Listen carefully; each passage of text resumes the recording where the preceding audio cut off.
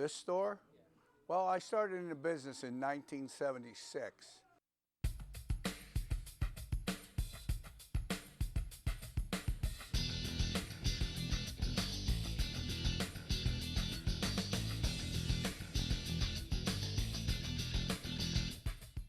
I buy way too many. I'm closing in on about 2.5 million records, which is pretty much, I'd be surprised if there was 10 or 20 people in the whole world that have more records like this.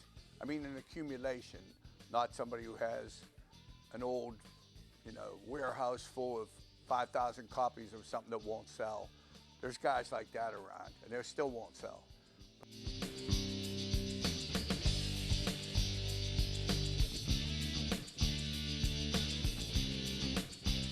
The only problem is I buy about 2,000 to 3,000 every week. That's how you end up like this. I'm not a hoarder. I give records away every weekend.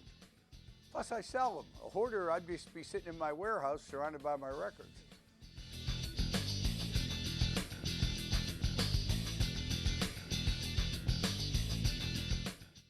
The vinyl that you read about in the paper and stuff, that's new vinyl, which costs $20 to $30 a piece, which we don't handle.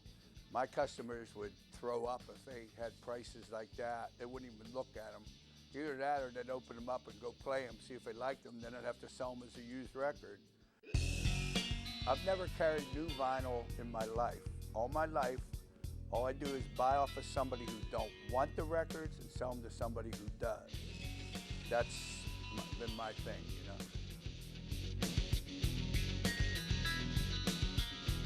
Well, I think I got the biggest variety of anybody because I carry things like classical, opera, ethnic music, easy listening music, gospel music that nobody carries. Just because I like that music and I have room for it.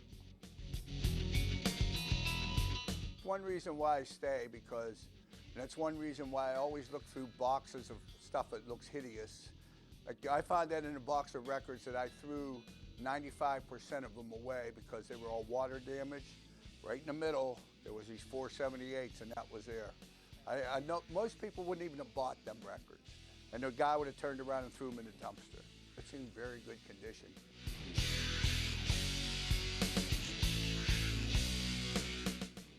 When you break it down, I'd say there's, between rock, alternative, oldies, rhythm and blues, Celtic, folk, I'd say there's at least 50 to 60 genres in here.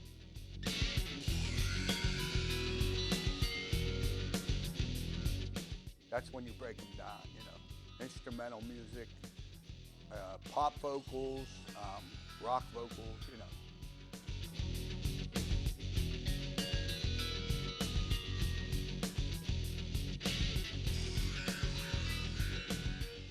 The way I feel is this.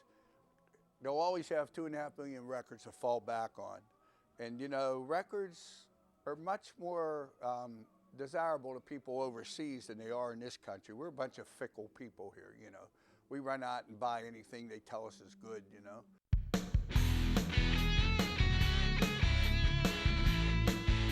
They tell you this record, I tell you the new record by the Beatles, they released all this stuff, $40 a piece or something like that.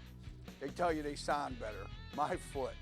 What I do on Saturdays, I keep a few copies around here of the Beatles and the Stones, mono, originals, and I'll play them on a Saturday. And there'll be a bunch of young people in here, and someone will come up and go, how come mine doesn't sound like that? And I'll go, well, they took yours into the studio and made it sound better. They fixed it, But them monos and them early stereos, they're the greatest sounding records there are,